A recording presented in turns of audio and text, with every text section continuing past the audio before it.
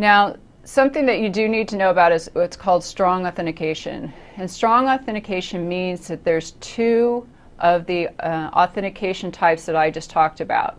So you'll have an identification, and then you have two authentications. So there's identification, Sean Harris, and then there's authentication, which maybe I have a smart card and a PIN number. That's something that I have, something that I know. Maybe there's a smart card and a biometric. That's something that I have and something that I am. So strong authentication just means that there's actually two pieces for the authentication piece that has to happen correctly before somebody is authorized to have any access.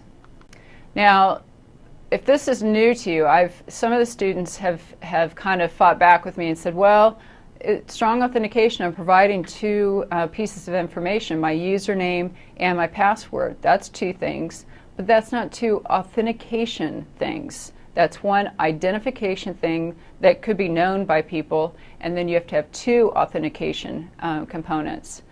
And this is interesting, like within the banking world right now, there's been rules that have come down for online banking that users have to use strong authentication. What that means is that the banks that are providing the online banking service can't just use like a username and password anymore because they've been broken too much. Too many hackers have actually got into online banking.